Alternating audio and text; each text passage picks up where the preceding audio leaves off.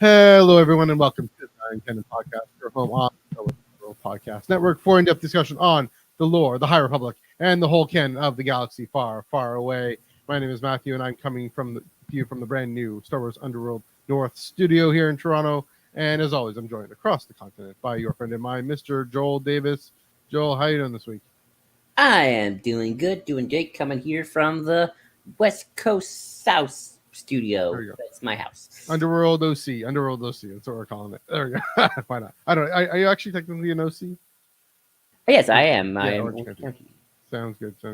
Yeah, and this week, if you check out the description, we've spent a lot of time playing with Jedi Celibacy. I think we've done a good job kind of clearing the air a little bit about, well, at least what I think, Joel, maybe what you think.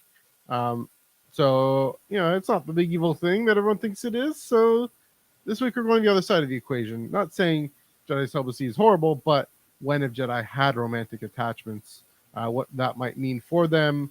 Are they, as Anakin suggested to his future wife, encouraged to love? All right, it's going to be an interesting conversation. Some might say the Jedi are encouraged to love. There we go. It was the impression. There it is.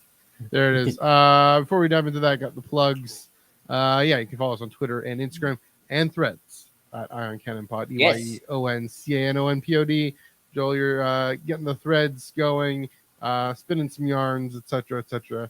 We joined the trend. Why not?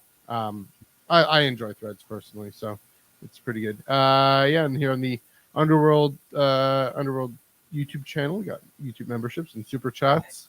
Of course, Underworld Facebook, Iron Canon Twitch. There's still Underworld Twitter, Iron Canon Twitter as well.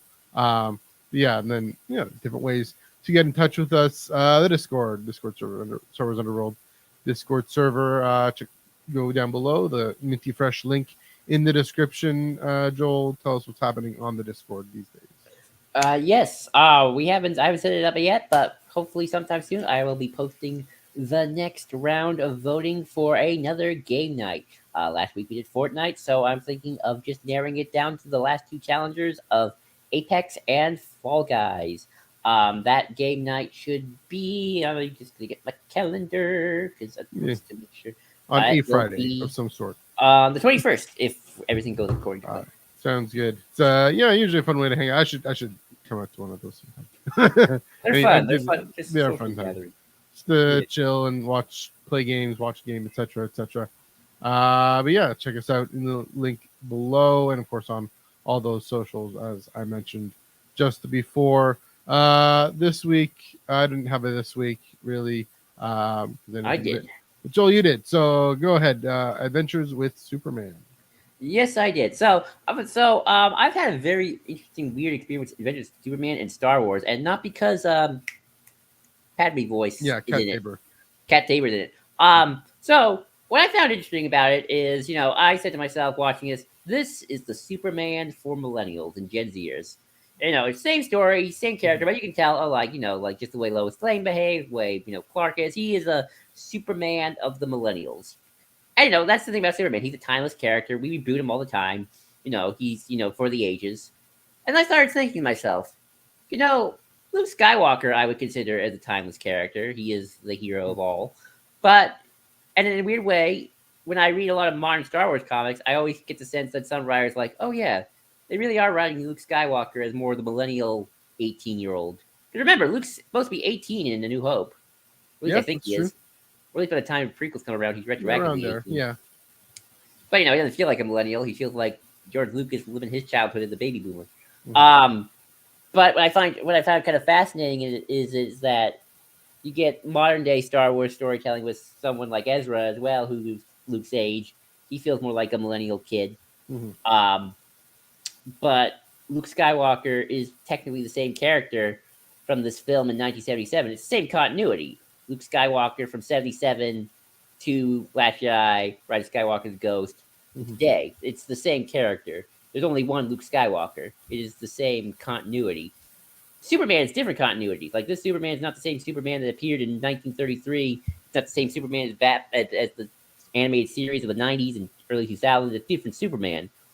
But I just sort of found that funny that you have this with Luke Skywalker, or Luke Skywalker who's written sometimes more like, especially when he's younger, like a more millennial 18, 20-year-old guy, and then you got to the movie, and it's like, well, it doesn't feel like you had our millennial childhood experiences because George is writing himself as a baby boomer kid. So I just think that's kind of funny how both Luke and Superman are these timeless characters, and you do write them a bit more quote unquote modern. I mean, Luke's not dabbing. Uh, well, I Hope mean, not. yeah, Please no. Charles, don't let him dab. but you know, you kind of get that vibe off of them with more modern stuff, but it's still the same character, it's the same continuity. Well, obviously Superman, it's different continuity. So you know, you watch Yeah. 50 Superman, different Superman, etc. So I just had that weird kind of experience when it comes to these like two icons in terms of like heroics of heroism of Yeah, Luke that's an and interesting point. Superman. I mean, you're talking about multi-generational characters that have spanned, at least the storytelling has spanned multiple generations. I mean, the way Star Wars has dealt with it is to say, okay, Luke Skywalker, he's a teenager, young adult in the 70s and 80s. Anakin and Padme, they're the teenagers in the late 90s, 2000s. Even though they're Ray, prequel. yeah, but Ray and Kylo Ren are the teenagers, young adults of the 2020s or whenever it's came out. Right. Mid 2010s, 2020s. So that's how they've done the different trilogies. And then Ahsoka, you have Ahsoka in the middle there. But yeah, it's fascinating to think, yeah, that but you revisit and you keep telling Luke Skywalker stories. Of course, after Empire Strikes Back and everything that happens there really pushes his character and maturity of his character forward. And so in the comic space now, they're writing after Empire Strikes Back, making a beeline to Return of the Jedi. We finally got one issue that's clearly setting up Lando and Nine Nub in Return of the Jedi there. Good issue, by the way. Yeah, it is a good issue. This is just the Charles Soule ongoing, but a bit of a standalone. Yeah, sure, you gotta write to your generation, right to your time. It's definitely something Star Trek is doing really well, I'd say, is and they go for it. I mean, Star Wars goes for it too in the gender politics and the changing notions and ideas of what a person is and being more open to newer conceptions of that. Yeah, and that's just one aspect, one layer of it. There's also just things people of a certain age care about. I mean, that's another thing is millennials are no longer young. I'm a millennial. I'm not really young anymore. I'm not getting any younger. Gen Z is now the up and coming, college university graduates are now Gen Z. So it'll be interesting. Right. And then, you get 20 years from now, you'll have my nieces. Yeah. No. I mean, yeah. Yeah, I mean, like again, with Luke Skywalker, it's like Luke as a 20-something-year-old during the original trilogy will always go back to those stories in some form, be it comics or even if they decide to screw it, we're just going to recast, we're going to tell some stories there. But you're right. Are you writing a 20-year-old from the 1970s perspective, or are you writing a 20-year-old from the perspective of 2023? And I find it funny, like with Luke, it's the same character, but with Superman, it's not technically the same character. I mean, it's the same basic premise. Superman's still, kind and nice, but powerful. But, he's not a 20-year-old from the 50s. He's a 20-year-old of 2023 with this new version. Is Catherine Tate in it? I mean, it's interesting. Catherine Tate, but yeah, it's interesting. Yeah. Catherine Tate. Who's Catherine Tate? She's Doctor Who. Somebody else. Companion Doctor Who. That's right. Yeah, no, it's interesting. Another the counterpoint to that is, of course, there's aspects of Luke's story and just Luke's character that are either timeless or we have in common with people in our same culture. It's just 50 years ago. It's not. Yes, culture in some ways has changed massively. You got these things now, but in other ways, yeah. I mean, the story of a kid wanting to step out and find out who he is in the world. I mean, that's in some ways, yeah, that's just common to Western culture for the last 100 years. In some ways, it's pretty universal. I mean, it goes back to George Lucas's idea of archetypes, right? Yeah. So there's that. Just kind of there was a counterpoint I wanted to make to my own counterpoint, but that's a relevant point. Anyway, I don't know if you have any more to say anything about that. No, that's just sort of I found fascinating today. Of just kind of how one franchise is been the singular continuity. Well, technically two if we count Legends. So two continuity. We have Yeah. Legend continuity now today. And then with something like Superman, it's like every version is a different continuity, a different iteration of the character. True. And I just sort of think that's sort of funny in terms of how actual evolution of time has evolved and changed things. I remember what I was That's going a to whole say. conversation up to itself. But I remember what I was going to say. It goes back to what we were saying about Spider-Man and Into the Spider-Verse, or Beyond, Across the Spider-Verse, whatever the latest one's called. Had those canon moments. Um, the Tom Holland Peter Parker that already plays with it a little bit by having the Uncle Ben moment come with Aunt May 3 films in. right, Power comes great I responsibility. love that. That already played with it, and having Aunt May be so much younger and whatnot.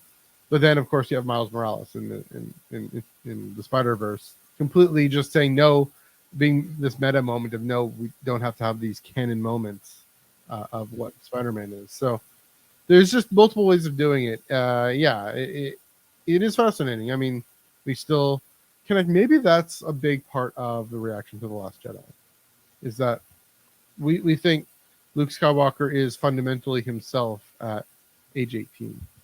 And and in some ways I get that. I mean, that's our first encounter with him. So it's the first impression, and what a first impression that character has made in our Western civilization. I'm not exaggerating, throughout Western culture and beyond Western culture, throughout the world. Um, but then also, yeah, I mean, who I am now different than I was when I was 18. Hopefully, when someone in their 60s, we hope they're different than they were at 18. Maybe a little more fearful, more cynical, unfortunately. But yeah, I wonder. I don't know, Joel, what do you think of that thought? That the reason they reacted to Luke is because they still wanted Luke at 18 or 25, and said Ryan Johnson gave them a Luke at 60. Oh, 100%. 100%. I mean, same with Indy, same with Picard, same with everybody. Yeah. They want kind of the characters kind of stay the same. Same with Kirk. Look, I actually think they kind of did that with Kirk in a weird way. But I'll get into that's a whole other discussion for another day. But on the Star Trek Overworld, there we go. there's a whole other discussion. But yeah, no, I think that's the biggest reason is they thought didn't expect Luke to kind of grow up, and this is kind of I don't want to take this too much as a conversation, but it's just something that comes to my mind. It's like, again, because we don't reboot Star Wars constantly, we're not just okay, time to tell the story of Luke Skywalker again, time to tell the story of Luke Skywalker again. It is, we've just kept going, we move forward or we move backward. I mean, we go back, sure, but still connected to that film in 77. But with Superman, it's like, okay, we told this version of Superman for a decade, reboot, let's do it. And now we have a new culture and real world to kind of influence our decisions. Tell the story of Superman again with a different kind of twist on, like, this is Clark Kent from Krypton and they found Ma and Pa. So sometimes we'll tell a story for a while and then maybe we'll see Superman old, or sometimes we'll do a take. But also, this is the big thing that and I don't want to turn this too much into a whole conversation, but you unlocked it on me, so I got to say it now. There we go. And because we don't reboot, when you get Last Jedi, that's it. You're stuck with it. You're stuck with Last Jedi. That is now the definitive story of where Luke's story is going to be. So he did not get his Jedi Academy. He did not get his Jedi Order. It blew up. He got depressed, and obviously came back in the end, but now you're stuck with it. We're now stuck with Palpatine's back after Episode 9. You're stuck with the Republic blowing up at the end of Episode 7. So it is now forever part of the canon that we associate ourselves with. So I think that's another big reason why people got so up in arms. Is like, now not only did you not give us Luke Skywalker at 18, but you also are now stuck with this particular version. There is no rebooting it the same way we just reboot Superman. It's like, okay, a bad version of Superman, reboot, and we'll just tell a story again, some new adventures, some new issues to deal with. So that, I think, those are some big reasons why I think that you get that reaction as well, because now it is forever ingrained into the lore. It is what is changed cannot be changed. You can maybe tweak some things, but Luke's ultimate trajectory is still the same. Yeah. That's the funny thing. this one coherent canon, at least screen canon, being this one coherent thing. Um, we're here for it on the Iron Canon podcast. One last thing that comes back to, we don't retell the story. Again, we iterate and we vary the theme with Anakin, Padme, with Rey. We go even further back in time. We go, we go to Bell and Burry and Avar and Elzar and Marta and Kevmo and all those folks. There's a segue. The High Republic show dropped last week. What did you guys think? It dropped last week. Christina Ariel back with a mini episode of the High Republic show on the Star Wars YouTube channel, and of course there was an accompanying StarWars.com article came with it, just helping us all list out, helping the podcasters recap and figure what to talk about here. No, we don't have to figure it out. We're doing us a solid anyway. First thing I gotta say though, hashtag Burry lives. They just reveal it. Christina just does a little thing, a little dramatic intro drum roll, and yeah, he's alive. We'll find out how. We'll find out what happened in the Tales. I forget what it's called, but that short story anthology.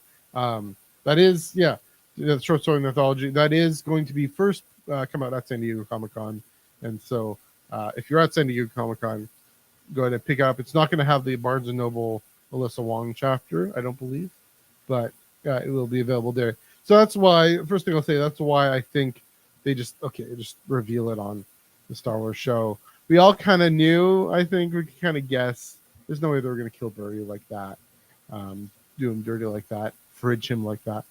But, then people would pick up the book at Comic-Con, read it, tweet out, thread out, Facebook, Instagram, whatever it out.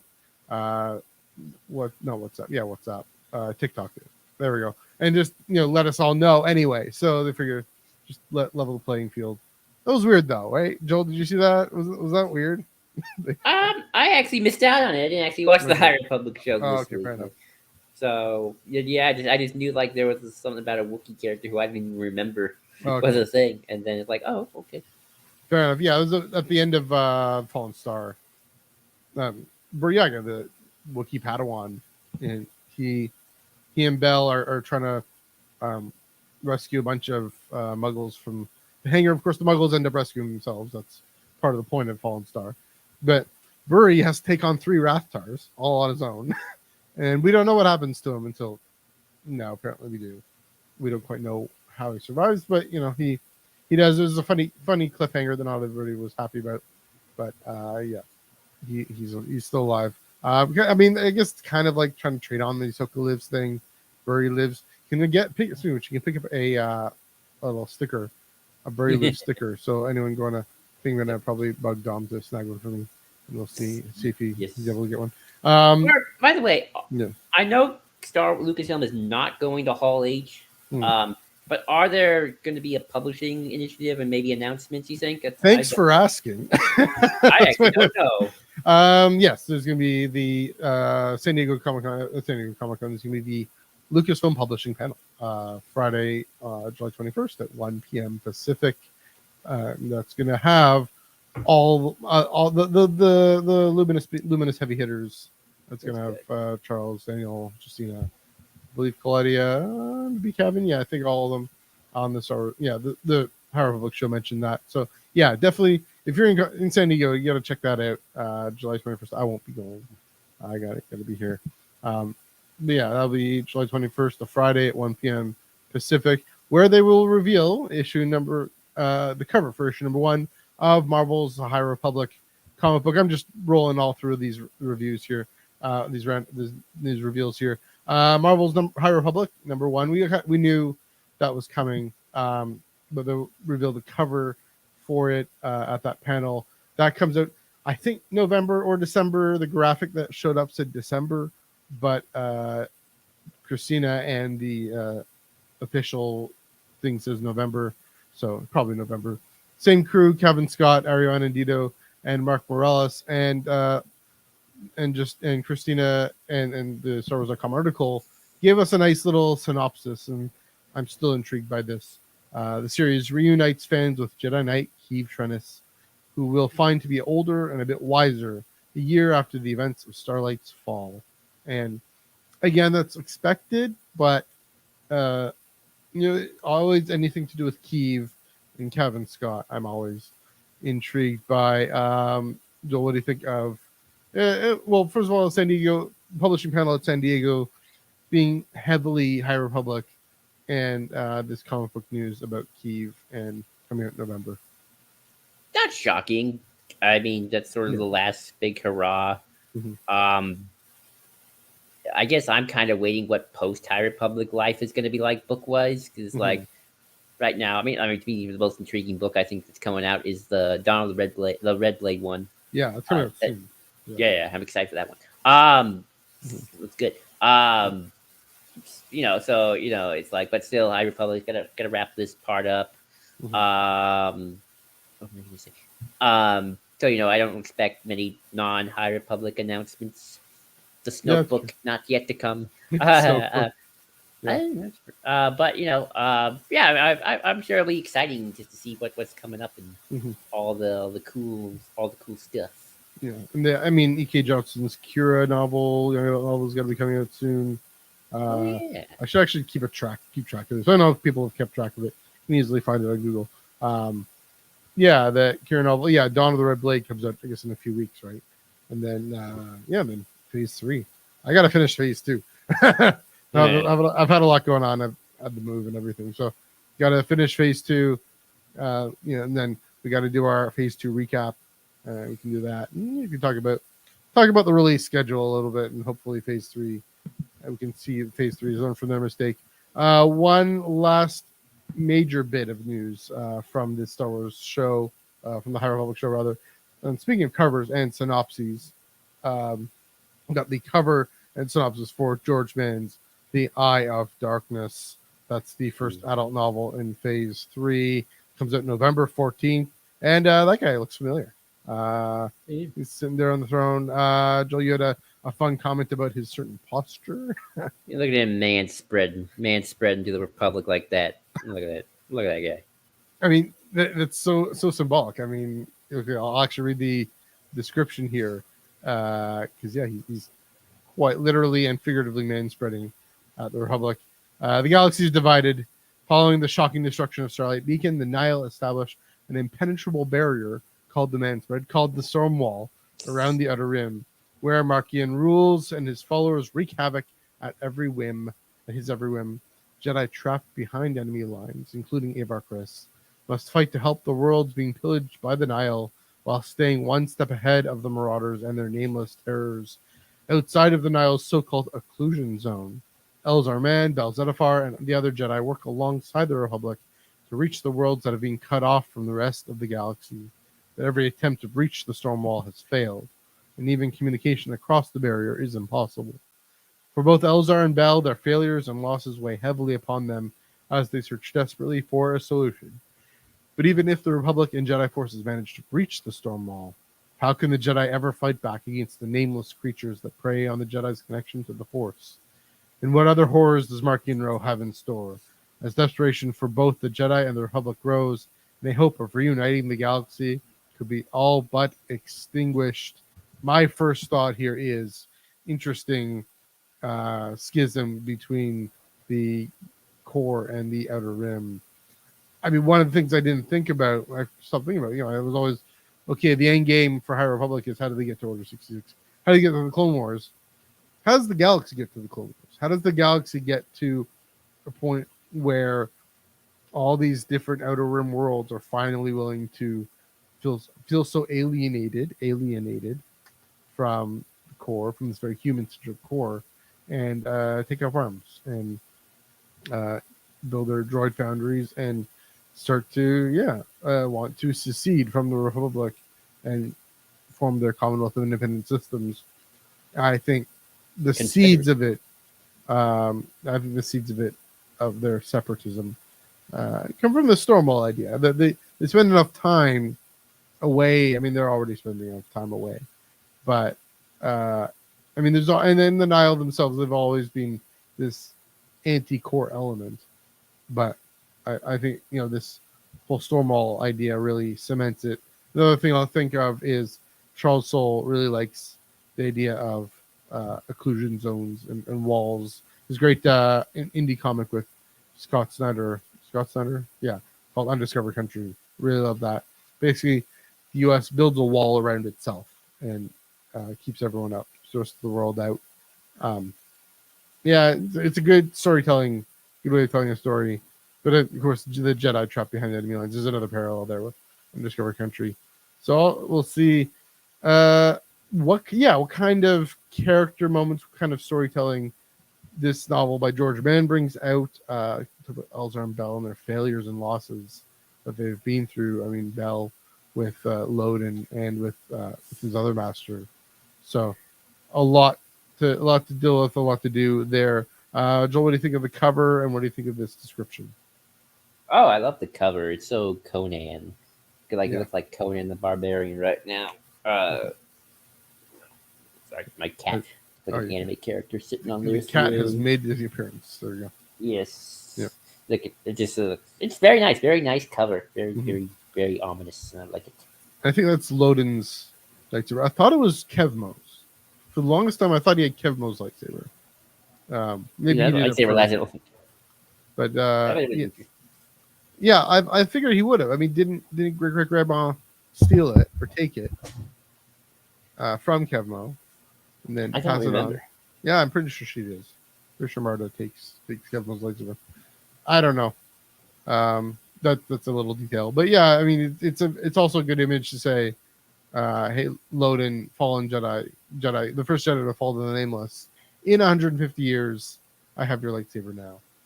So, definitely self-satisfied in his seeming victory over the Republic.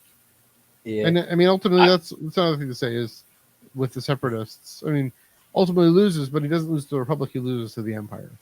Is another way of putting it.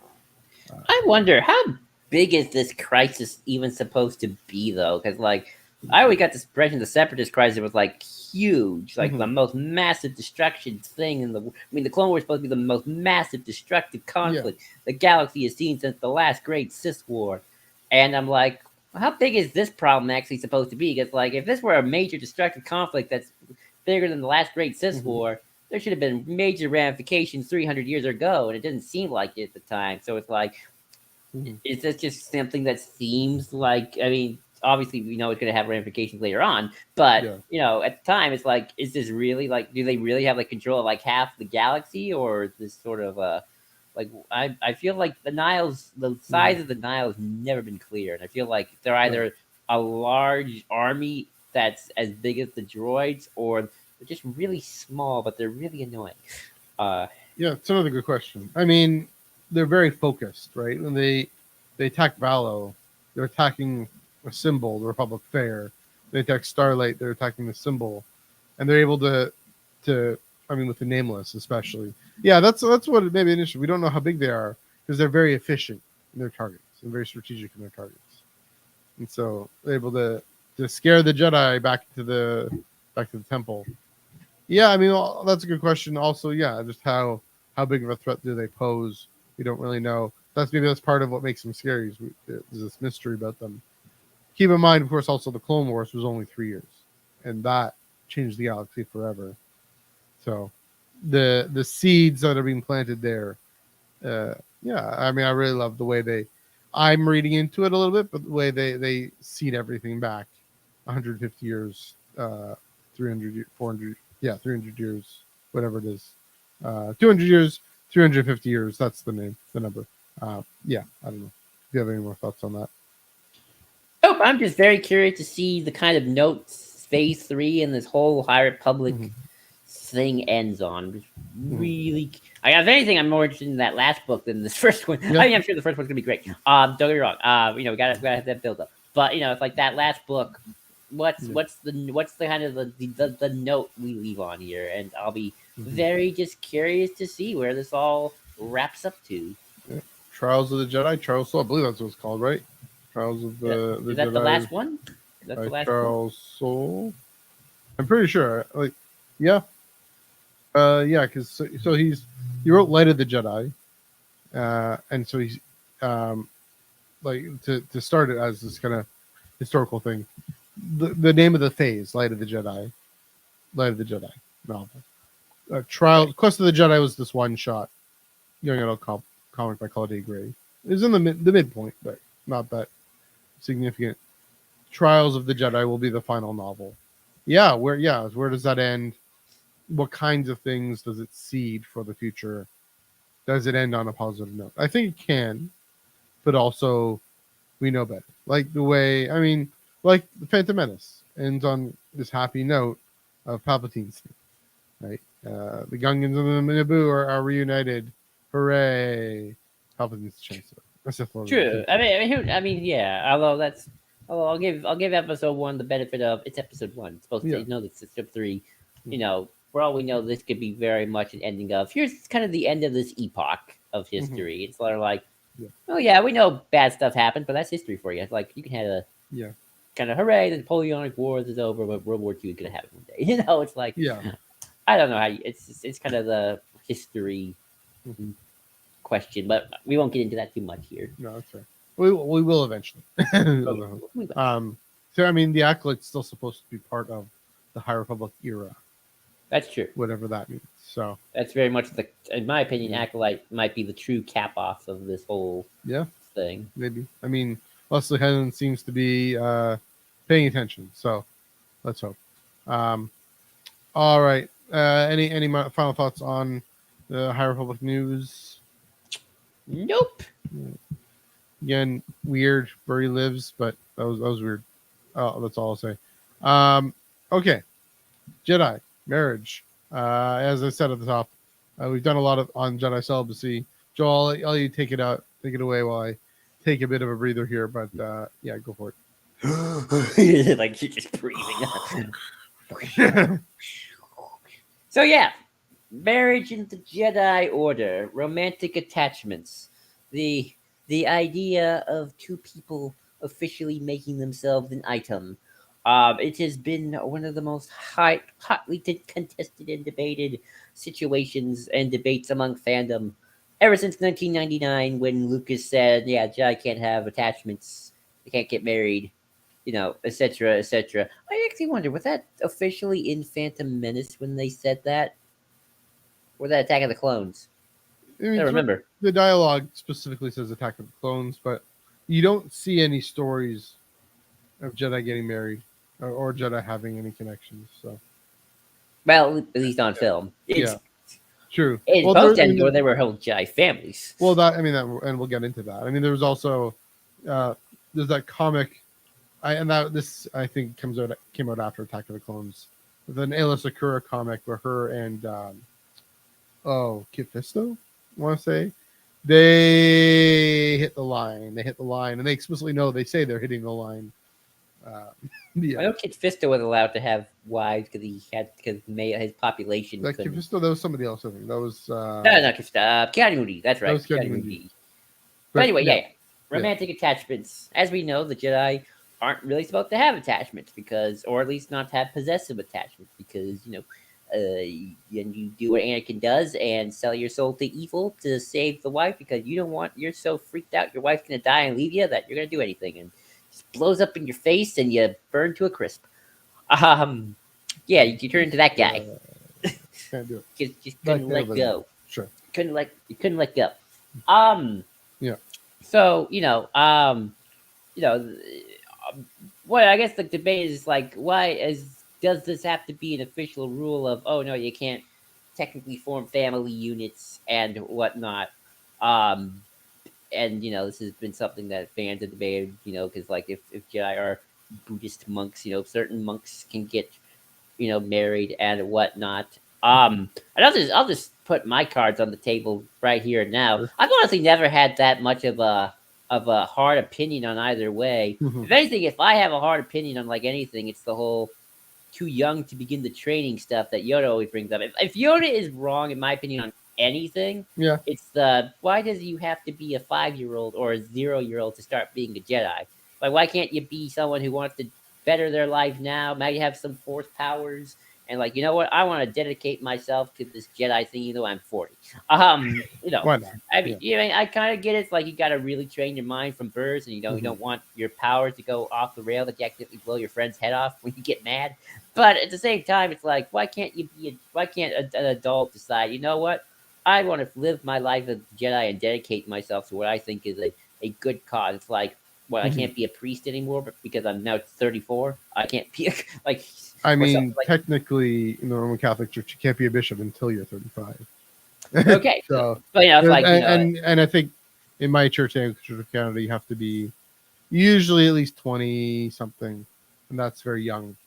So but my you know, point is, you know, it's like you have to train from birth to yeah. be part of this mystical order, and it's like that's always the part of I've always thought Yoda got wrong. It's like all the best Jedi, Luke, Rey, they started when they were in the 20s.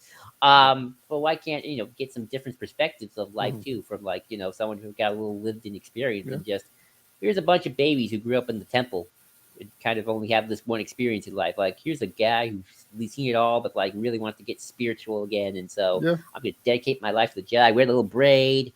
You know, I've seen some Why stuff, but not? maybe my own personal experience as well can add something to this order.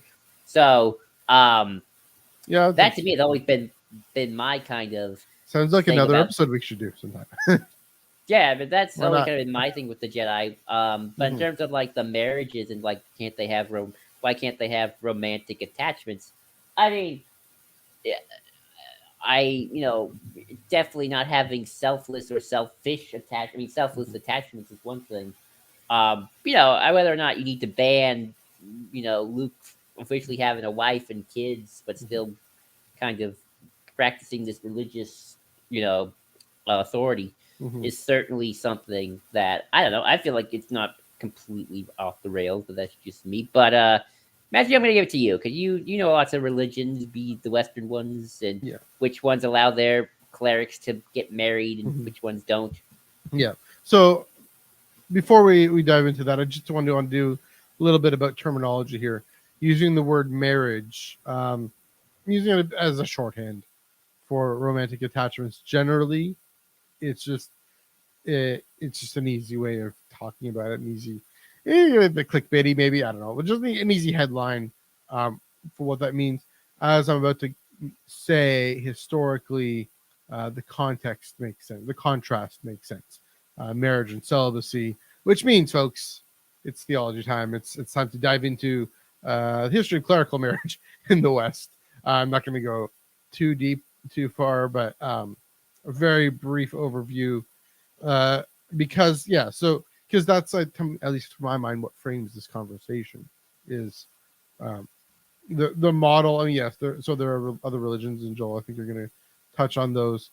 Uh, the model we have is a celibate priest, usually a Roman Catholic priest, a young, fairly skinny guy in a white tab collar, and he has not been on a date in 30 years. He's not been on a date in 20 years, even though he's 25. That doesn't make sense. No, he hasn't been on a date in 20 years because he's 45 and he's been a priest for about 10 of those years. Um, and yeah, anyway, uh, the thing people know and people we've gone over how people may be projecting their own views about uh, religion and sexuality into this conversation. We're kind of trying to nuance this even further. So by looking at what actually is the case on the ground in the real world, um, the reason I say marriage and celibacy, that comes from this traditional notion, at least in Western Christianity, but also I think Eastern probably has this too, called states of life. Um, the idea of adolescence, the idea of those of us millennials who are just trying to figure out life into our 30s and 40s. That just didn't exist. It wasn't an economic necessity for most of Western society. It wasn't just culturally expected. There are negatives about that, especially for women, um, not being free to pursue their own careers and whatnot, and the expectations, the pressures to settle down and get married. But um, by and large, it was just the norm and the pattern was you get married around 18, 19, 20, even younger, or if you were Catholic, you'd become a priest or a monk. And those are the two ideas of or a nun, like a religious sister. Those are the two kind of adult paths that you could go on, and that's how it was understood. So that's why I'm using marriage as a shorthand, as a contrast with celibacy, because historically that has been the case, at least writ large, generally with cultural expectations and norms that are morally positive, negative, neutral, etc. Okay, that's out of the way. Here's the thing: clerical marriage in Christianity. I'm going to focus on the West because it's what I know. Here's the thing people need to, very helpful, I think, to understand here, that except for Western Roman Catholics, the Roman Catholic Church, which is the largest church in the world, a billion versus everyone else, the real distinction, and this is even true in Roman Catholicism, and I'll mention that in a second, the real distinction is not between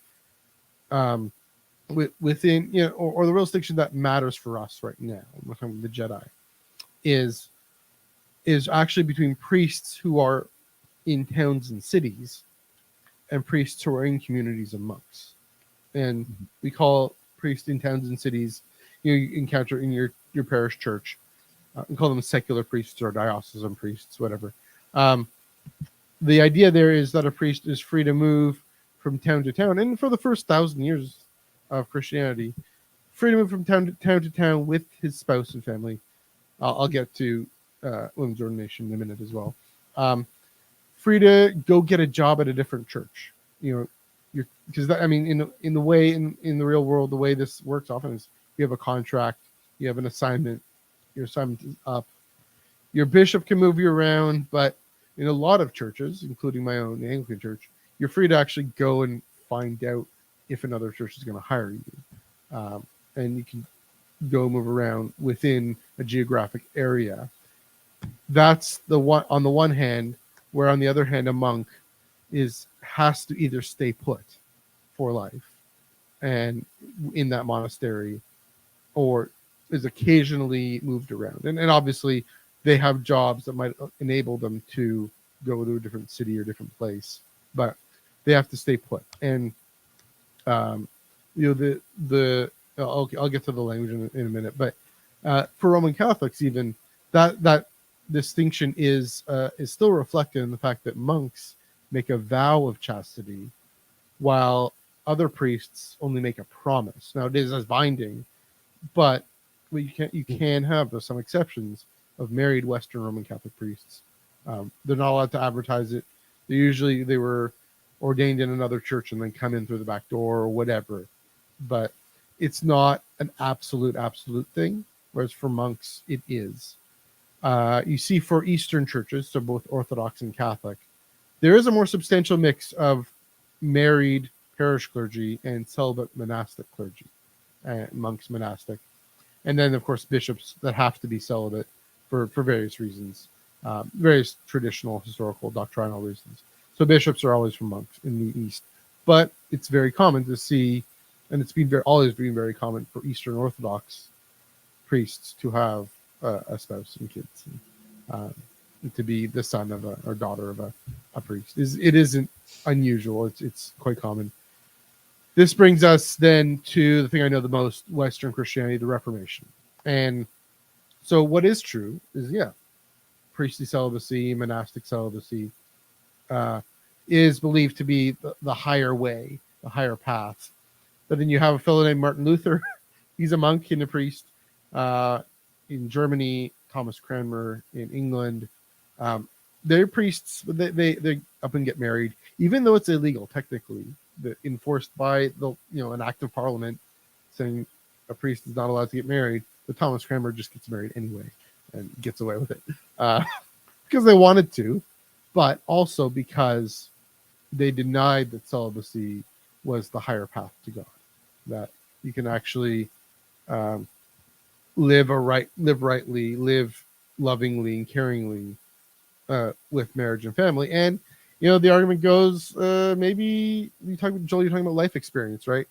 The life experience of being married and counseling people going through marital difficulties or struggles, or guiding people, helping people through marriage counseling and marriage preparation. and just relationship advice and supporting couples. It, you know, it's possible if you're celibate and single. It's there's just this added thing of you have experience, your own experience that you can add into. So for Anglicans, for the Church of England, its offspring throughout the British Empire, Lutherans, Presbyterians, your evangelical pastor, um, clergy, bishops, whoever the norm is for them to actually be married and have kids. I know more married Anglican clergy than single. And if you're single, it's for personal reasons. Now, it's for societal reasons, not necessarily out of any specific commitment to celibacy. One thing I'll add there, one of the reasons in recent decades, and I mentioned it, I'd say this off the top, recent decades, a lot of these churches, especially in North America and Europe, have begun to ordain women to all levels of ministry, and ordain many LGBTQ folks as well, queer folks as well, and those are in some churches more difficult questions than others. But one of the reasons why you'll have a single Anglican clergy person is because she's a woman who wants to pursue her own career and not necessarily be interested in balancing family, marriage, and having kids and all that at the same time. It's just one of the things we do in our culture, right? It's one of the things we can adapt. So it's more personal choice, but I don't just want to say personal choice, but determination, discernment of where you're at in life is there. The one exception I'll make is in the 19th century, and to point out, in the 19th century, Anglicans did develop communities of monks, in that they are celibate. They know what they're getting into. They willingly embrace it. Here's the thing with the language, though. They don't call it a vow of chastity. It's more descriptive. They call it a vow of stability. They're committing to not moving around and saying, okay, we know what we're getting to.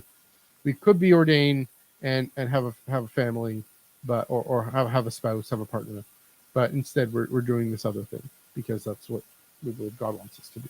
I'm doing this other thing because so it's a little freer, still commitment, still very serious. They know what they're getting into. They're being adults here. They have that, and they think about stability. And so, what's the takeaway from all of this is, this is where I get to what where I land with this is, in the real world with clerical marriage, it's a matter more of being in different places, different churches, different institutions. For the Jedi, it is a matter for me of what time period you're in and whether or not, there's pre-Reformation, post-Reformation, just assume that you're going to be celibate, although, if you're, Catholic and, we know in the Middle Ages, things weren't all that they didn't fully adhere to that perfectly. But that was the expectation, at least. But nowadays, you expect your Catholic priest, Father Joe down the street to have been celibate. You expect the Pope to be celibate. The Archbishop of Canterbury, he's Anglican. He's not celibate. He's married and has kids. It's a matter of it's a more synchronous in the same time. With the Jedi, for me, it's if you're before Order 66. This is where I land. Is you have your family, you have the Jedi Order. Yeah, it's this weird thing about you being born into it and whatnot, but you're committed to that community, that family, and you see with Obi-Wan, he could have been with Satine. That would have he would have left the Order. It would have threatened and challenged his ability to commit to the Order. We see with other examples their ability to commit to the Order. Whereas, and the examples we're going to go into in a bit afterwards, the one major example, afterwards, when you don't have that family, you don't have that Order, you need to find one. And one of the ways to find one is by finding a partner. And so, it being an absolute or not, and I mean, linear time isn't linear, but also, it doesn't, I'm trying to what's the word here? You know, it doesn't have to be an absolute, but it is time specific, context specific, and what the purpose of committing to those partnerships, that partnership is, that family, the Jedi family versus uh, your family. Yeah, so that's my spiel. Yeah, clerical I'll take marriage. over from here. Yeah, I'll take go over for it. from I've here. spoken a lot. I don't know, Yeah. Joel, if you have anything to react to what I just said or anything like that, but You go ahead. know, I was thinking about Legends because this is kind of the only other example I can really think of where like we actually saw Jedi getting married who were Jedi, and there was an order. Luke did actually have a successful order. It was 100 Jedi, but successful. There was a temple. They had a temple. They got a council. Um, I found it kind of funny, and I'm sure someone in the chat who knows Legends better than I do could probably give an example. But it's kind of a weird comparison. But throw like superheroes and movie stars. The Jedi in those orders tended to marry other Force sensitives. Interesting. So Marjay was Force sensitive, and then when she and Luke finally got hitched, Mar joined his order. I don't know if that happened if she joined the order first and then they got married, or it was like they got married and then she joined the order. But she was a Jedi. She counted as part of the Jedi order. She was in the family. In the Yeah. family. Mhm. No, Jaina was part of the order, but then she married the head of state of the Imperial Remnant, Mhm. became Empress. So was he Force sensitive? No. So Jaina didn't marry a Force sensitive. Mhm. So she married royalty. Uh, no, she did Jason marry a Force sensitive? I think maybe. I don't know. I Yeah. was just thinking about this. Like, well, And sort of like, well, they did marry. They did have like little family units inside mhm. the order where it's like, this person and this person were getting along really well. So it's like, hey, let's make a little Jedi family. Mhm.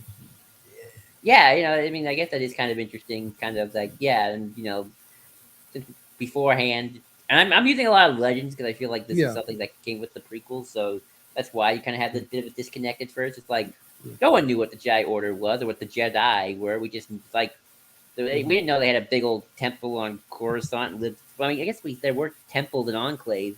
There were Jedi enclaves that some Jedi found, and then eventually, sort of like you go on and just start having adventures, or Mhm. they kind of did the Yoda thing where it's like, oh, why Jedi Master just lived in the weirdest of places all by himself, and then Yeah, sometimes it's being a hermit. Yeah. Jedi who wanted training or was Force sensitive or need help, like, hey, help me out here. And it's like, okay, Mhm. okay. Um, and then, I mean, obviously they retroactively said, oh, well, that's because it was the Jedi of this time. And, you know, Yeah. obviously that wasn't true. Just we didn't know what it was about. And then when George decided to settle at what the Jedi were, it's like, okay, they're this order. They all live in this big old, they're all over in this big temple, like the Mhm. mafia.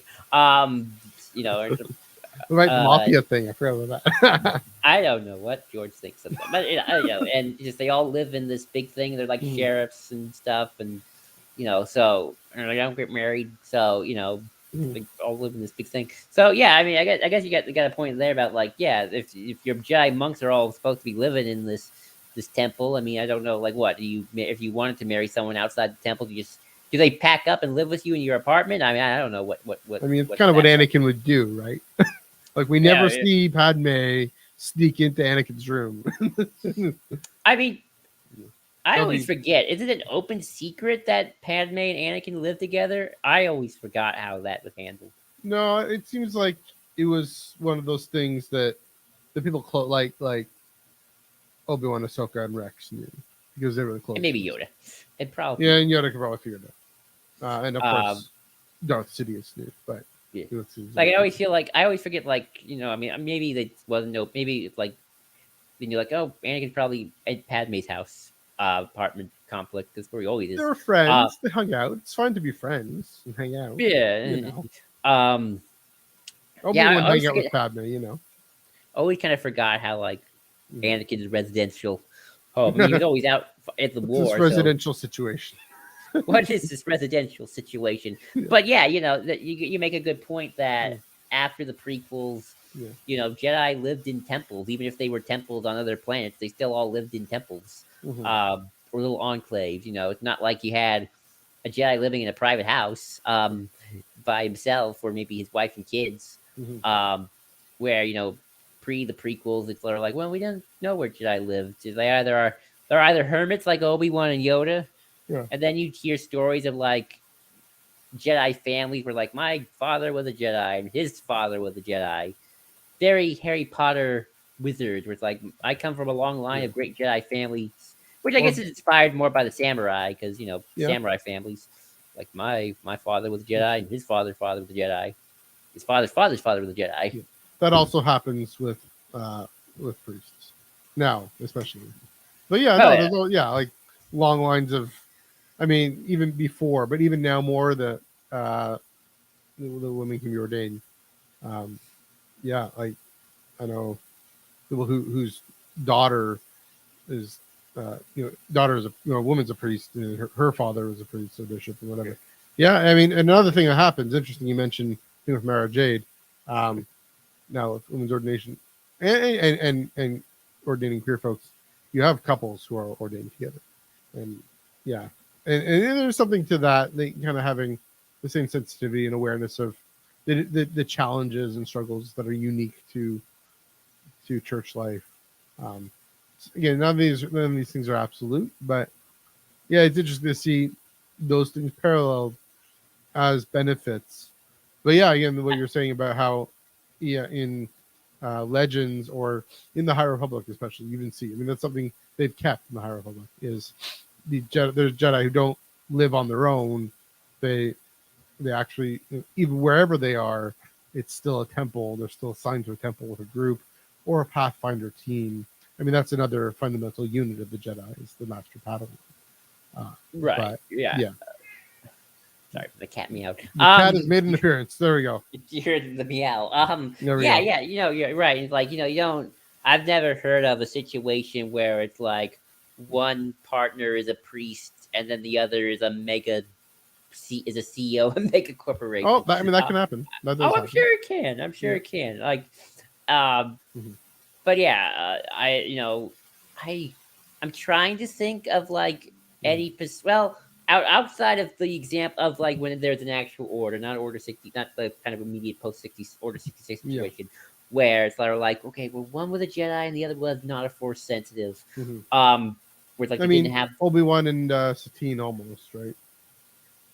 Yeah, but I mean, like if they were like no, like an actual couple, Oh, like if Anakin and Mara Jade Padme. wasn't. I mean, yeah, I guess Anakin Padme.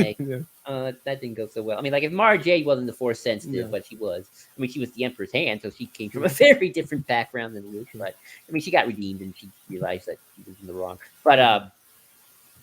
so Yeah. anyway, we did the example. So let's actually just talk about kind of the reason why this rule is implemented in the Mhm. first place from a lore perspective, and that is Yeah. obviously the Jedi aren't allowed to have attachments because they don't want self attachments to lead to bad things happening, and then you get an Anakin Skywalker situation. Mhm. So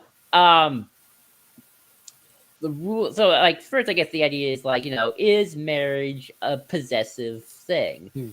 And my short answer is obviously no, it shouldn't be. And if you feel like that, then that's what happens. Then you're in a toxic relationship. And I would very much be happily say that Anakin and Yeah. Padme was a very toxic relationship, and Anakin was very toxic and in the wrong. He did eventually choke out Padme, and it wasn't good. It No. was not good. Uh, uh, Yeah. I mean, your point. I think the point you're getting at is it doesn't have to be, right? right. That well, and there's a few things to say there. It's where the Jedi. I mean, I don't want to say misguided because I think their celibacy rule made sense for them at the time.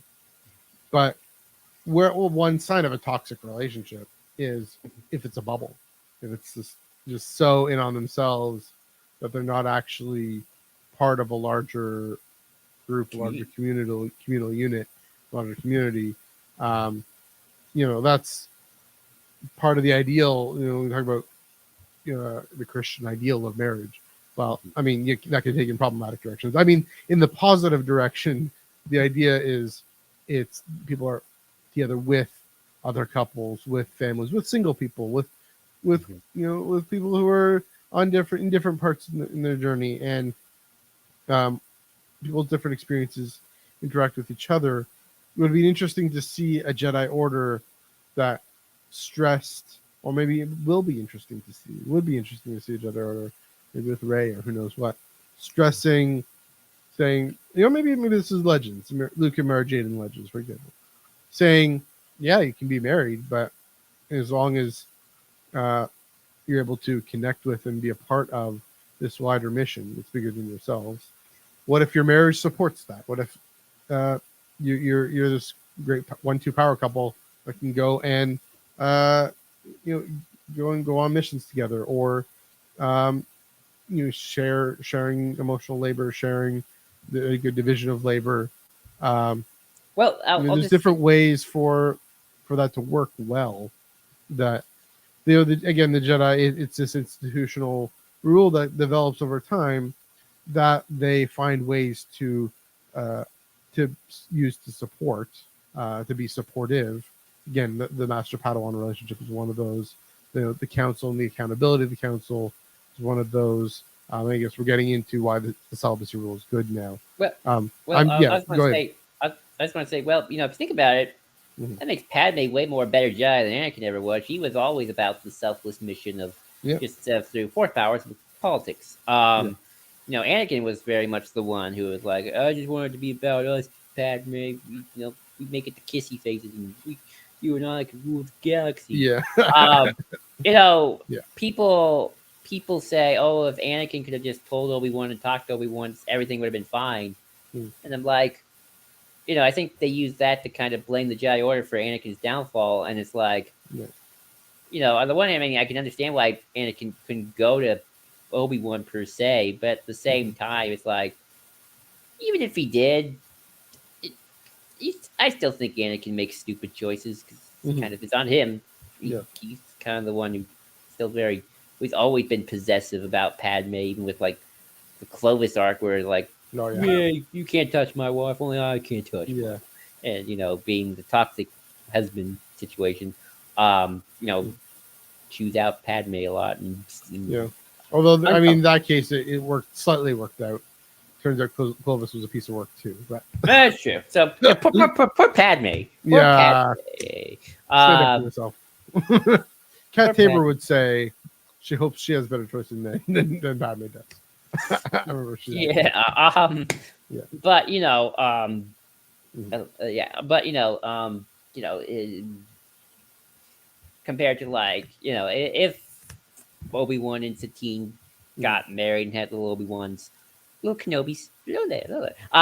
Yeah. I think Obi-Wan himself is a good enough man, and like if Satine died either through death or hell, if Satine died in front of Yeah. Obi-Wan, Maul literally kills her, Yeah. and Obi-Wan doesn't give in to rage. He doesn't Yeah. give in to hatred. He is just he's still. I mean, he's sad. He's had Mhm. every right to be sad, Mhm. but grieving is good and healthy. But it's like he realizes, I'm not going to give in to my basic instincts and give Yeah. Maul the win. Which is what Maul Yes, wants, right? In he that moment. doesn't. He keeps his foibles about him. Mhm. Obi-Wan does.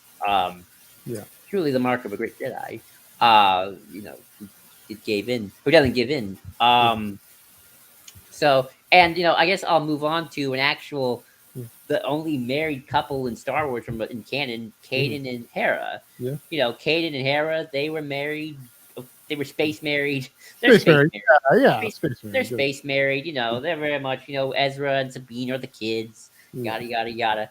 But that doesn't make their love was never possessive. Mhm. Kanan was a little bit more. I kind of want to keep things on the low, while Hera was a lot more.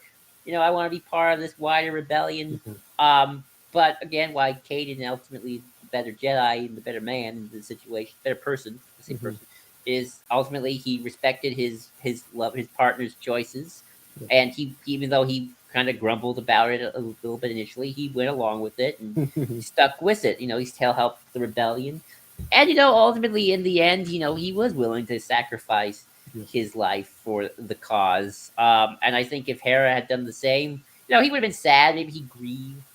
Maybe he would have had a little bit of a moment, but he realized that's what Hera would have wanted, and Yeah. Hera realized that's what Kanan would have wanted. He would have, for the cause, for the fight. because they respect each other. And ultimately, that is what marriage is about. It's about two people who Yeah. respect each other and respect each other's wishes and whatnot. And Anakin, I don't think ever truly got there compared to like Kanan, obviously. Yeah. I was like, I mean, Canon and Hera, I'm really glad we got that story because that makes a significant contribution to this conversation. Right? Oh yeah, Not in the sense again of, oh, if only they let Jedi get married before, but this is where I come from, where I get to in terms of, okay, without the order, without that family, who they have the people they find, the people they run into. Uh, Hera comes from this family of rebels, the Syndulla clan, and runs into uh, kind of Cal Kestis similar situation. This is a New Dawn, the novel. It was not too bad novel. Um, he's completely out of it. Right? He's not. He has some growing up to do, especially after Order 66, and he's got on the some run. mental trauma, just a little Yeah, bit, just a bit there. Um, yeah, and a similar thing of learning to be more fully himself and learning to embrace his Jedi identity, and Hera brings that out in him. He helps bring out Hera's ability to be both a rebel and a mother, and to see that those two are not contradictory at all. To see, yeah, that I mean that's the amazing thing about Hera. Yeah, it's really great contribution to say beyond the order, what do you do? What do you find? I mean, that really interesting question I've always had. I really find fascinating is what does it mean to be a Jedi after Order 66, and what does it mean to be a Jedi without that family around you, all those traditions. The archives are gone, the temple's gone, the temple's turned into a Sith house. A lot of Sith housery going on in the Jedi temple there. What do you do? One of the things you do is get married. And there's actually, here I go again. There I go again. Sorry, guys. Um, yeah, there's an interesting moment in the story of ancient Israel where they're taken off into exile into Babylon, and uh, similar. What do you do? Well, what do we do? How do we be ourselves in this strange land with all these strange gods and strange ways of worshiping and being and living without our land, without our temple? And the thing they're told is to settle down, get married, have kids, do your thing, live life to the full, because this is a new phase, a new way of connecting, and um, it's to say, and it's the thing, it's to say, uh, Kanan and Hera are this affirmation that the light side wins, even after Order 66, even in the midst of the Sith ruling the galaxy. Uh, Kanan is still able to be a Jedi as best he can, and Hera is a big part of that. Kanan, of course, supporting Hera, as you said, in her pursuit of justice in the galaxy. Yeah, they really they make it work. They figure it out. They support the next generation. They uphold the next generation with Ezra and Sabine, who we're gonna see. I mean, we're gonna see Hera and Ezra, and Hera and Sabine and Ezra in the Ahsoka show. Ahsoka's a different example, but yeah, it's saying, yeah, that it's not an absolute, and I almost wonder, going back even further, if like with Legends, they go back even further and say, was there a time even after the Rasan Reformation, or whatever the canon equivalent of this is, where they did try this, uh, things didn't quite work out, or there was something that happened that made them more fearful and say, we need to. I'm just fan theorizing here. I'm here for it. That we need to actually rein this in. One thing we know, of course, in the High Republic era, is that Padawans are, again, I keep saying, they keep bringing this up. Padawans are free to do what they want, free to explore, free to hook up, free to go off and date. The Cantum Sai is one of Yoda's Padawans, and they just go off. They literally go hook up with a circus performer. They basically join the circus for a bit, I the Padawan, and just to experiment to Mhm. see is this who they are. It's just that when they become a knight, then they have to come back. Interesting with Cantum, they run into they find they're on Naboo and what's her name, Lula, uh, like a 3-year-old Lula Talasola, clearly even younger, maybe 2-year-old, clearly force sensitive. So Cantum sees in this other form of attachment. That's the thing. The master Padawan, and in a healthy way, it's another form of attachment. It's a form of parenting, especially at that age, right? I Kenton brings Lula back to the temple and says, "Okay, I'm ready to be a knight. I want to take this kid as my Padawan." Um, that kind of story. Be good. I think the more we talk about it, the more I realize it's not a problem of not being able to marry or not. Mhm. I think there's a problem of getting too insular with your order. Like, Okay. you know, Caden found Hera, Hmm. a Twi'lek rebel who, non-force sensitive, Hmm. you know, Yeah. and built a family with, another Jedi kid, Ezra, but also a Yeah. Mandalorian teenager and Sabine, a Lasat and Zeb, and a psychotic droid and Chopper. You know, Yeah. it, I feel like in some ways, not because you're like, oh, yeah, I can't get married, but there's almost like too much of a hesitation of don't go outside your clan, your Hmm. S. It's sort of like how people call the Jedi race. I don't, Yeah. which is always weird to me. Like I guess I guess Well, in the people, Mandalorian, the armor is that you're kind, right? yeah, you're kind. Hmm. It's like Jin's never gonna wed that lady at the village because she doesn't want to take off the helmet. Yeah. Um, maybe. Yeah. But I mean, obviously, Anakin Padme's problem is Hmm. beyond just she's not a force sensitive. It is Anakin just whole mentality there. Yeah. But you know, there's something interesting of like I guess Anakin never found family really with the Jedi Order, like Right. and not in like so he never really had a community, and obviously because of that, Palpatine kind of was able to come in. It's like, hey, I can help you, kid. Padme kind of was his rock, and not in a healthy way. Like this So, fixation without having seen her for 9 years, right? 10 years. but it's sort of like if all you have is the Jedi Order to pick from as your family, Hmm. I hope you like them because that's all you're getting because you're kind of Yeah. stuck with it. I mean, You thankfully there are a I lot of them, but yeah, thank goodness. yeah. But I mean, I guess and maybe that maybe this Mm. is also because the Jedi get so stuck in their temples. Like priests are Hmm. supposed to priests to go out into the world, Hmm. make community with Yeah. whoever they find. And sometimes that's good. Sometimes that leads to colonialism, depending on the situation. But that is the distinction specifically, right? Is Yeah, if you're out in society, you're part of society, right. um, are the ones who are generally allowed to get married, and the ones who are, I mean, monks are part of society and they're involved, but it's a different relationship and historically being a different relationship. So yeah. Right, and looking at the Ahsoka series, I don't think they're going to go into Ahsoka wants to marry somebody. Mm. I doubt that at all.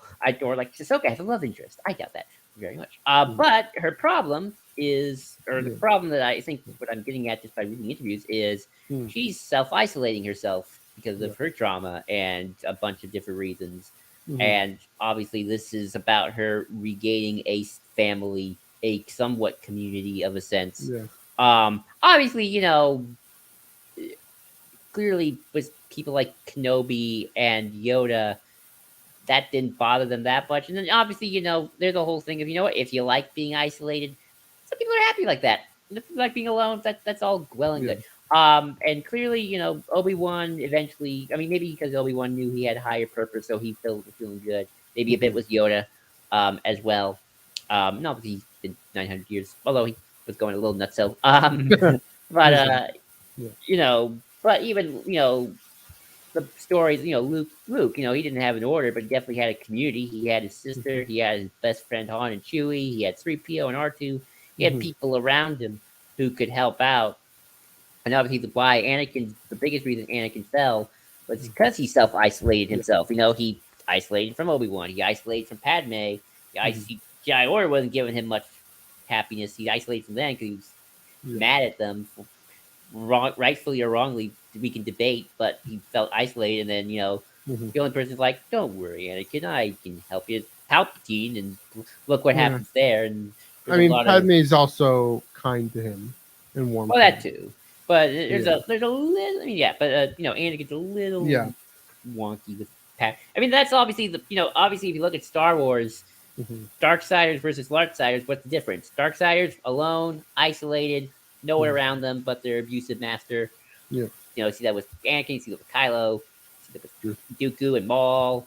Hmm. Lightsiders, what do they have? Regardless of whether it's called marriage or family or a community, they have communities, Yeah. friends, family, Hmm. blood family, not blood family. People around them they can turn Yeah. to. So I don't know what I was getting at with just trying to say, Hmm. Jedi, maybe some Jedi need to have friends outside the Yeah. temple. And I've always I feel like I've seen the story, and I maybe not, but I would have loved to see it of like Hmm. a Jedi Padawan comes across a group of normal kids and like just plays with Yeah. them, like in Yeah. the park or something. Like what does that feel like? And Hmm. they become kind of friends and just like you're just a kid doing stupid kid Right. stuff. Yeah. Yeah. I've talked. You want to? Well, it's interesting. A whole bunch of things to say. It's interesting you Like, mention Obi-Wan because I mean Padawan by Kirsten White. He comes across a bunch. He's a Padawan. Comes oh across yeah, a that's bunch probably what I of was thinking of. kids. Mhm. He ends up they're marooned on a planet, but yeah, he ends up even exploring his own shtick with it's the closest before we get a Satine story of exploring any kind of romantic thing with him, but also yeah, he actually gets to be a kid. I mean, another thing when he's older, his friendship with Dex is clearly uh, something that he depends on a lot.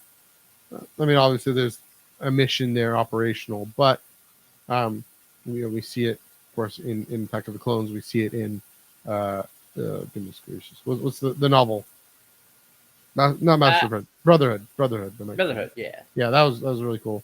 Um, yeah, so who's that? Interesting thoughts about Ahsoka. I mean, this is a bit of a tangent, but you know, just thinking about we're getting at Jedi and attachments generally, right? She saw her master be so isolated and self-isolated because Obi-Wan was there and Rex is there, and Ahsoka is there for him. Calls him. She calls him his brother. My brother taught me all that, but still, he's isolated himself. And yeah, maybe never because the being ripped away from his mother and being different, being um, a slave from the outer rim. Uh, that being older and not not being born into it. Yeah, maybe he was kind of an outcast, and then obviously you see him being so brash with the rules and not really being willing to come into line. That style. Yeah, ultimately wrecks him in the end. I mean, the lack of accountability it goes and takes Obsessed with Padme to an obsessed with unhealthy Padme, obsessed with rescuing his mother, and we saw what happens. He's isolated and has no accountability, and he comes across his dying mother, and that's the moment he falls to the dark side. That's the moment Darth Vader is born, is when he takes out the village of Tusken Raiders. Um, you know, ultimately or initially, Ahsoka sees that.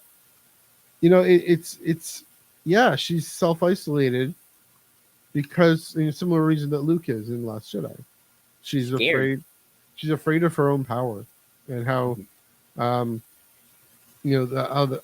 the path to uh, yeah, she just doesn't believe in the path to a healthy use of that power. I mean, she's fine with Luke doing his thing, but she's not going to train Grogu. Is that yeah? It'd be to see her learn, realize that she's mistaken in that isolation, in that brooding. Whatever's motivating her to find Thrawn, hopefully ends up motivating her to find Ezra instead.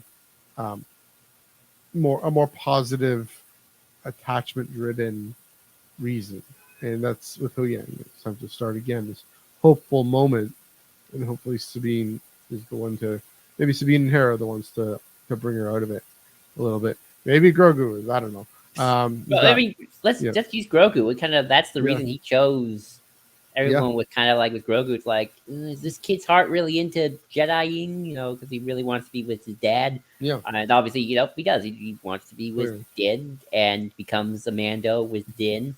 Let's see how Grogu handles letting go of Din when he's 200 and Din's 90 and he's getting ready to go into Mando heaven. Yeah, But yeah, obviously, that if regardless of, I mean, I don't think attachments is the problem. It's how you deal with an yeah, attachment. Like, and actually, that's another thing. Dr. Pershing kind of in a weird way had this, right? Like, his mom was dying of organic stuff, and there was no cloning tech. He kind of falls to the dark side by wanting to, like, not only just make cloning of organs, but make a super organ so mom can be mhm, super mom and never yeah, die, and that leads him to working with Moff Gideon. right. Um, To try and control life, right? yeah, and Like that's in what a very Sith way. Yeah, Vader wanted to do with Padme. Make sure she mhm, never died, and then he never have to let mhm, go. Stop yeah, his mom from dying. Obviously, I don't know what it says about Luke's Jedi Order, what the message is of, like, Grogu choosing the Mando over Luke. But I guess, in some way, I guess it says, Luke was smart enough to know, hey, I'm not going to make this kid do something he doesn't want. right. You want to be with Din, go ahead. How I'm not going to hold against you. If you need help, call me. Hmm. I doubt Luke's going to go, you didn't choose the Jedi way, so screw to heck you, Right. Grogu. I'm not going to help you. No, Luke's that's not not how like it works. that.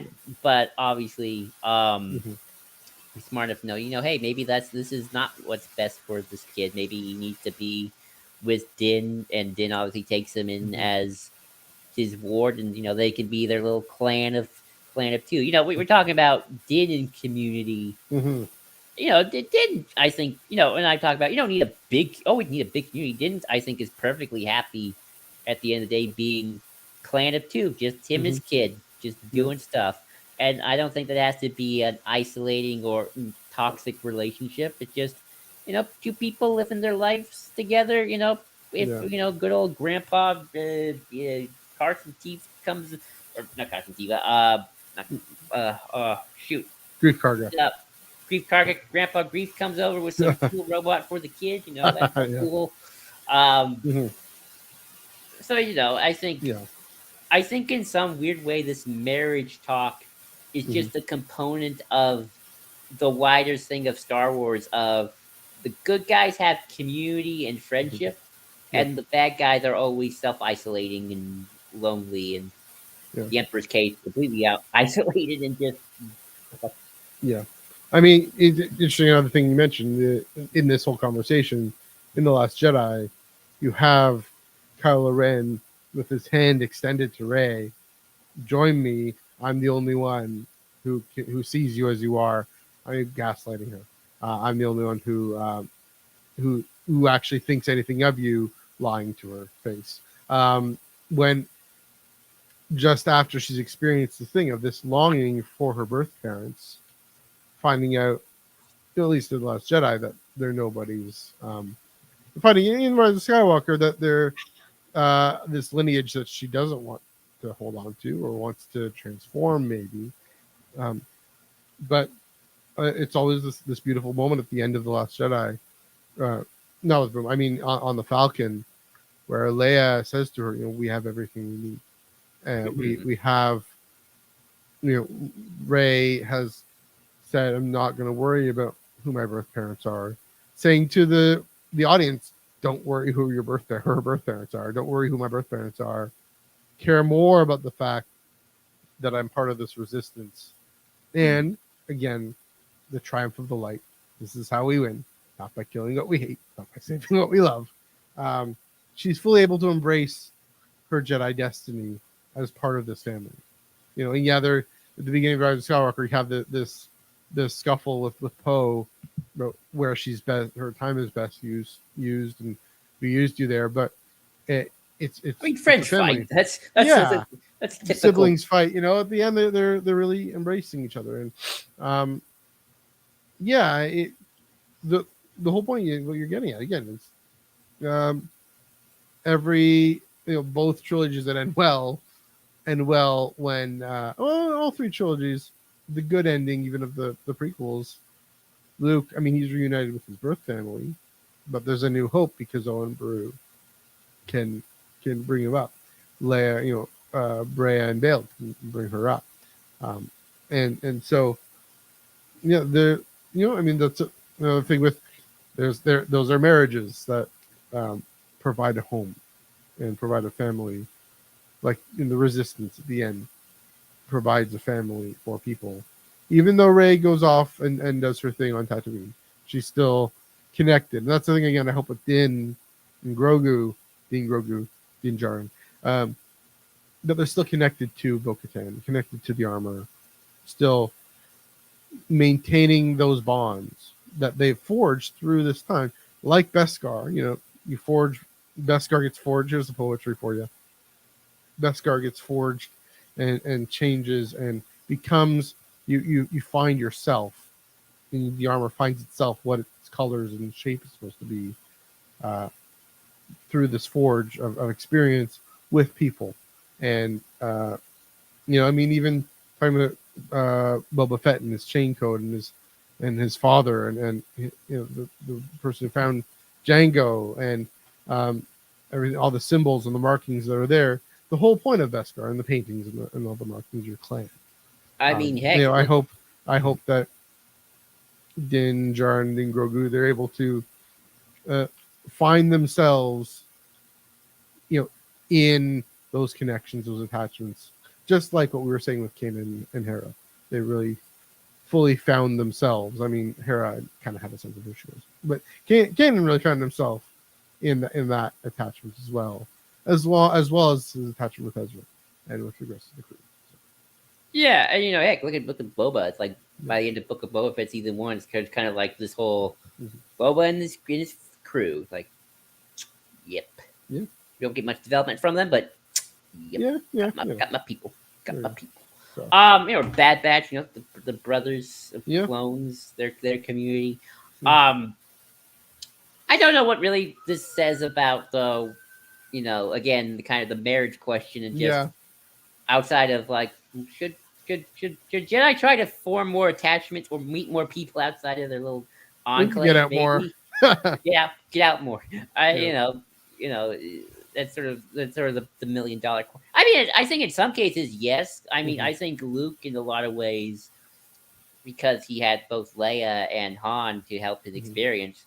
You know, get more people out of there. Get more Yeah. people. Learn about just learn a bit more about life and the universe and stuff. So, life is more than just the Mhm. temple. Yeah. Um, Yeah. for Um, sure. maybe. I mean, to answer your I, question, maybe not. I mean, yeah. Obviously, they need experience. They need to know. I mean, that's the thing with Ahsoka going meeting the Marquez sisters, right? Hearing the perspective of people outside. Um, yeah. They. But is also if the quality of the support at the temple among your crew. I mean, High Republic stories, especially of Padawans. Even Dooku Jedi Lost. You look at his relationship with Sifo Dyas, right? There was the support until Sifo Dyas his telepathy, not telepathy, I forget what it's called. His ability to predict the future goes haywire, and um, of course Dooku loses that sense of connection because he just wants to go home and take over his family farm, family castle, probably well. But it's interesting we can't land anywhere concrete there because we need stories. We need to hear stories, and we're getting High Republic. We're getting stories of it, but yeah, it's more of a quality. It's of what does attachment bring that the Jedi ultimately missed out on because of Order 60, leading to Order 66, or that they had and Sidious just ended them anyway. you know, yeah. There's another question there. So, Well, the issue is we don't have a situation where there's an order that actually allows marriage. It's like right. Luke's order in Legends allowed marriage, and he got to marry Mara Jade, and still Hmm. was like Grand Master of the Temple. Hmm. He had a Hmm. wife and a kid. He Yeah. trained his kid. Um, Hmm. his niece and nephew had a kid. Yeah. Um, you know, um, Yeah. I think there were maybe a couple others who had kids in Luke's order Hmm. who got to be officially part of the order. Yeah. Uh, and they had a central temple and all that good stuff. So I Yeah. don't know the specifics, so I can't really be the speaker of this per se. But Yeah. I just know that Luke had an official order and institution with the council, and they allowed marriage, Right. even outside of the Force people. I'm going to just assume. It, So yeah. It'll be interesting to see. Yeah, how they explore this. I kind of trust them to. Because that's the thing is, they could, like with the Ray film or whatever they end up doing in future storytelling, they could do the whole you sell this evil. That's what caused Anakin, or they could sorry, then from F105, he's getting in there. Love you, make or not. Suggestion. Go back to the about halfway through this episode, about an hour ago. I do a whole deep dive on mostly on Western Christians, but yeah, uh, Greek Orthodox mentioned them a little bit. Yes, love you, make war not. There we go. Yoda on Dagobah probably thinks that now. Anyway, uh, they could go in this direction. This boring. That's the thing I keep saying with the critique, right? It's uh, celibacy, repression, actually caused Anakin. That's boring. There's clearly not the story we've been given from George.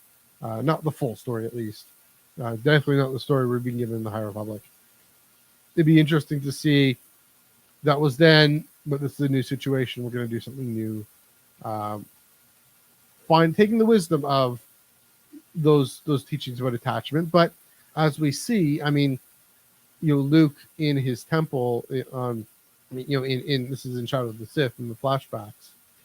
Clearly, he has the same discipline about attachments that the previous Jedi Order had, and maybe it works for a bit of time and then it backfires. Um, maybe or does I it guess backfire? maybe the problem is Luke tried to apply a what's that? How's the phrase go?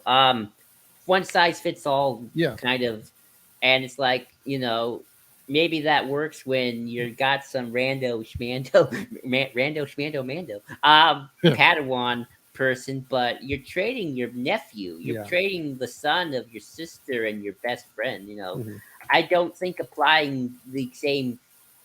yeah, I mean, it's sort of again, and even Obi-Wan kind of has this problem. He tried to be just what is a Jedi Master, hmm, and I'm like, well, I have to be Anakin's master.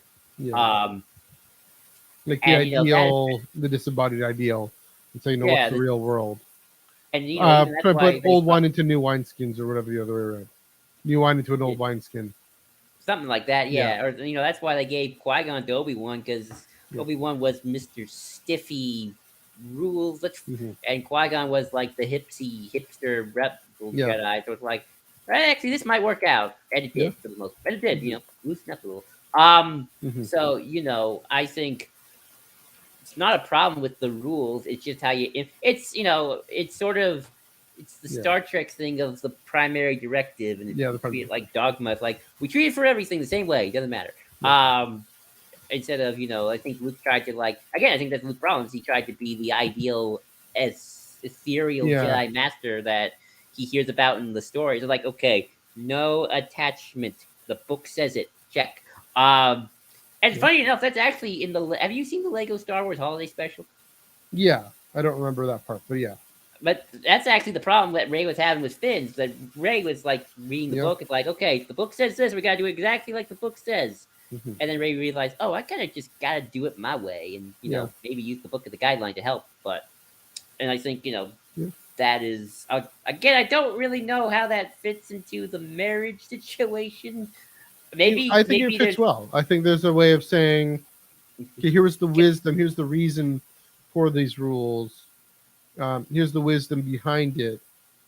This is clearly a new situation, different situation. Um, and clearly some of that wisdom didn't pan out, and I mean, so we Anakin was gotta a we gotta mutant. adapt, and that's the thing is, I mean, that's the theme of the Last Jedi really is, um, pass on what you've learned, strength mastery, yes, but failure too. Uh, it's all about the next generation. I keep saying this on this show.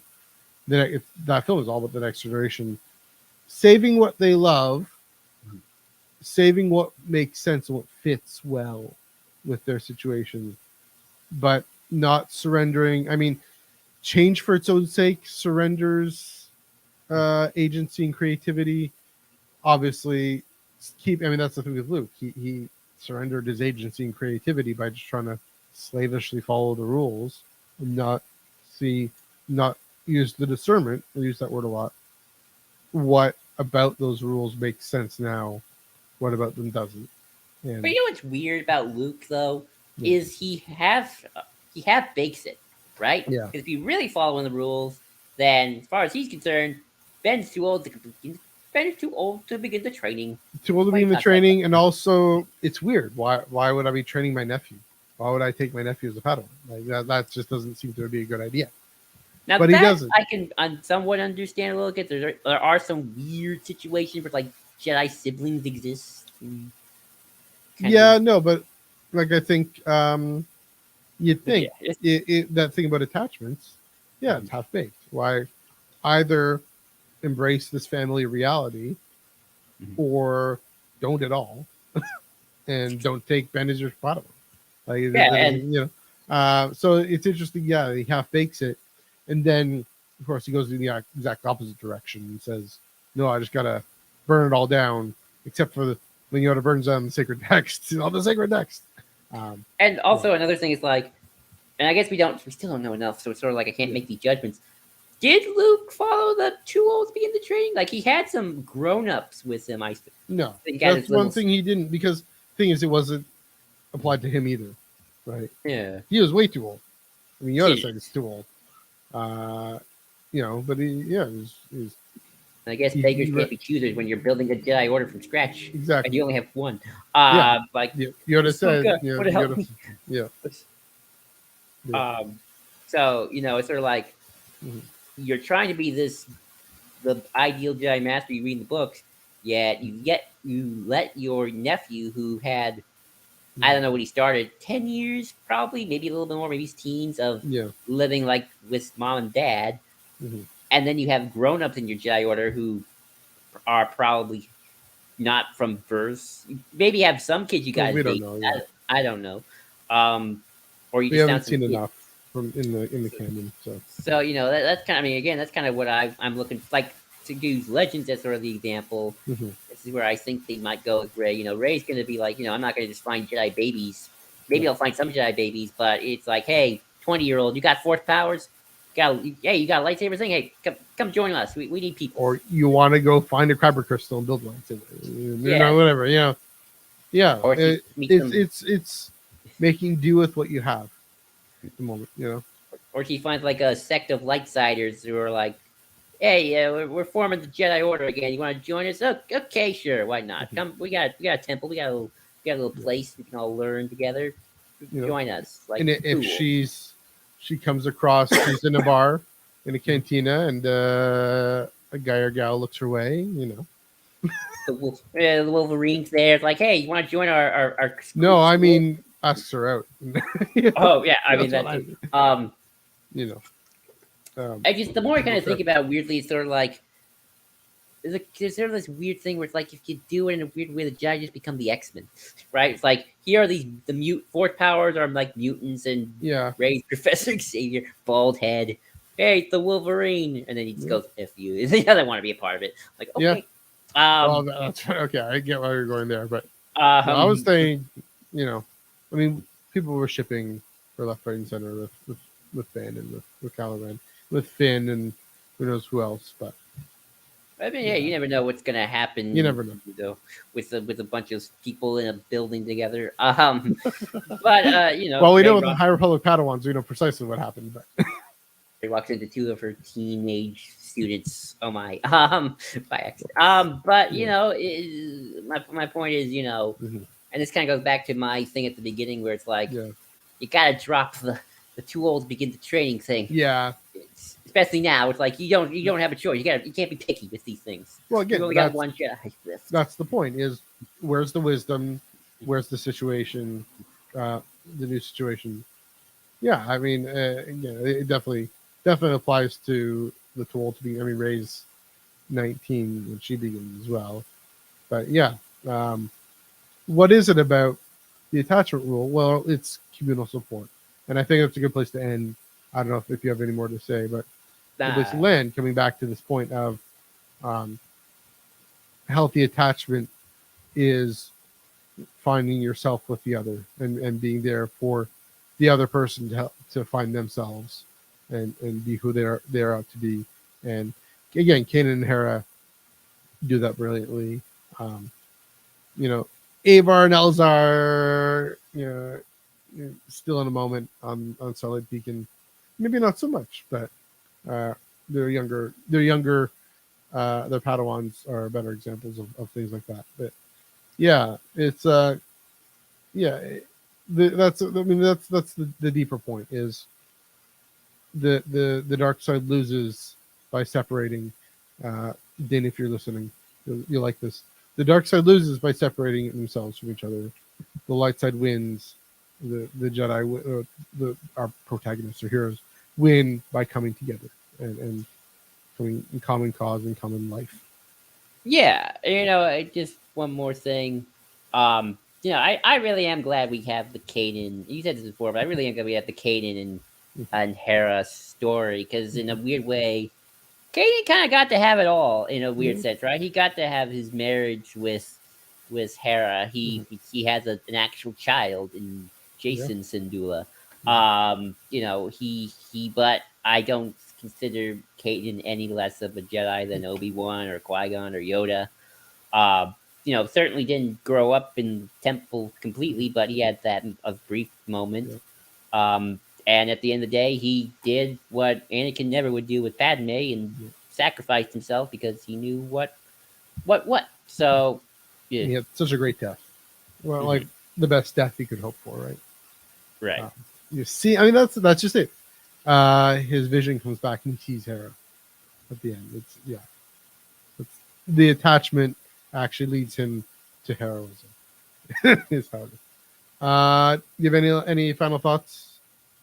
Nope. I mean, I didn't think we would come to necessarily a conclusion of get rid of the no marriage rule or keep it. I don't know, but I think there's definitely lots of interesting discussion here, and I hope you all enjoyed it. Yeah, we need stories, and that's the thing. We need, like Ken and Hera, we got the story. We need post Rise of Skywalker stories. Yeah, we need. Pray the movie happens. Pray. Yeah, if they take that theme up, if they don't, okay, we'll do other things with it. But it's an interesting question to see how they handle that responsibly. I trust people do that. But yeah, for now, good place to wrap things up for tonight. Thanks everyone for joining us. Let us know what you thought. What do you think of Jedi celibacy, Jedi marriage, clerical marriage? If you're a priest who is married, let me know. Chime in as well. And comment below on all our socials here, on the comment box below on YouTube, of course, on Underworld Facebook, Iron Canon Twitch, Iron Canon Twitter, Underworld Twitter. Let us know what you think. And give this video a like and a share. Subscribe to the channel if you haven't already. Joel, where can we find you on the internet? While I still hang out on Twitter from time to time, I'm going to try and be more on Threads. Same though as Twitter at Ion Cannon Pod on Threads. Also Twitter still. That's where you can find me. I'm trying to get more threads going and hopefully increase our follower count because I like seeing it rise. If you haven't joined Threads, I do recommend it. It's actually, I enjoy it. It's very much more focused on interacting with real people as opposed to news or like doom scrolling news or there's no ads or anything. So I'm appreciating it. I like the look and the design of it. Therefore, I'm on Instagram at MNEUG1138 and Threads MNEUG1138. Of course, Iron Cannon Pod at Iron Cannon Pod. I'm still on Twitter at NEUG485. See how long that lasts. Please do check us out, of course, at the SWU is also on Threads and Twitter and Facebook, etc. Lots of conversations there. Underworld Discord, check the link below and get in on the conversation there. Next week, we got a great guest lined up. I'll talk all about Thrawn, all about this guy right here, blue guy. We're revisiting Thrawn. We've talked about him. Haven't talked about him in about a year, but We did it on the old channel. yeah, over on the old show, the Ion Canon Ion Canon channel. Yeah, check those episodes out. But yeah, come back next week. We got a great guest coming on to talk all about the blue guy in Legends and Canon and TV going forward. See when the blue guy shows up. But until then, Joel, let's pull this thing and head home.